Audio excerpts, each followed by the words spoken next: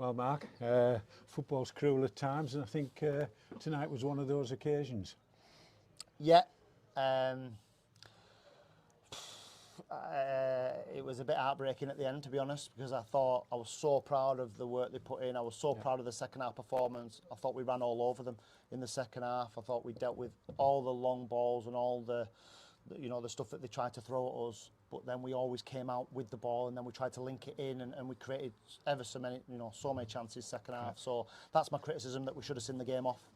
After a bit of a cagey, tight first half, which we probably needed the goal to settle us down a little bit. And it did. But it did, and then I thought from that moment onwards, we were much the better side. So I'm really pleased, really proud of them.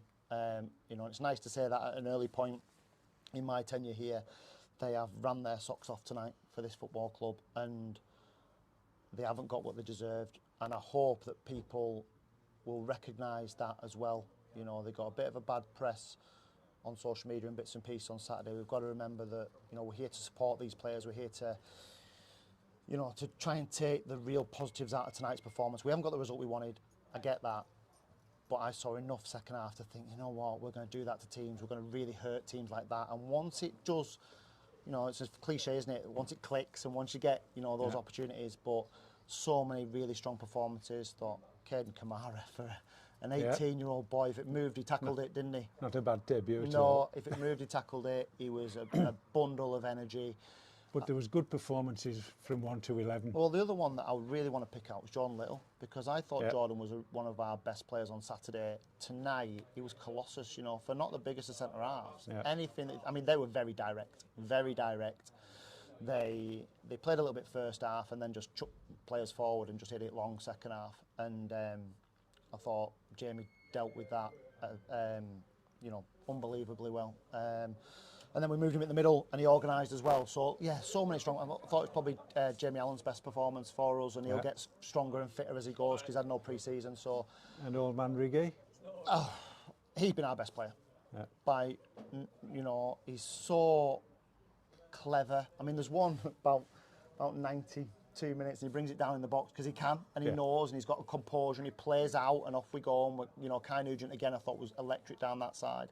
And it just wouldn't fall for us in the second half. But my criticism is, if it's one corner to win a game of football, we've fallen short. Yeah. If it's offside, and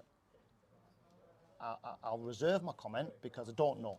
The fact that I know obviously a lot of their players really well, and they were almost apologetic coming to shake my hand at the end, which says a lot about their humility because they're good lads, but two, about that could be a shocker.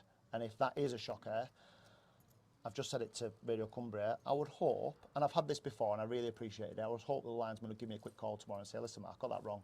And in the same vein, if I've got it wrong, I will call him tomorrow, and that's the right thing to do, and I'll apologise for me having a bit of a pop at him at the end because emotions run high.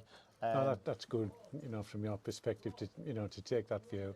And to back up your comments about the dominance, I think the corner count was 10-2 as well, so we're penned in there, and then it's just that last few football. seconds. That's football, isn't it? And tired minds, tired legs. There's bits for us to pick out of that, but I'm absolutely not going to criticise them boys today because I think they've done everything they could do to get us over the line. And on another day, we'll probably win 2, 3, 4-0 if we can take some of those chances. But I'm as I say, really proud, and it's really nice to be really proud. It was, I think, nice for supporters to see what I think is a true representation of where we might be going in the second half. Yeah. With our energy and our pace and we got down the sides and broke on them and we were tenacious. So loads of good tonight. I'm gutted, really, really, really gutted because I wanted to win our first game here. I thought we had a great chance to do that and I thought we deserved to do that. We haven't, but that's all right because we'll dust off and we'll go again and we'll have an opportunity to do that on Saturday. There's a few tired bodies, obviously, but have we picked up any injuries? No, I don't think so. There will be a couple because I think that's the most. The GPS data will tell us, but for somebody like Riggy, he was on his. Who does the most in mileage?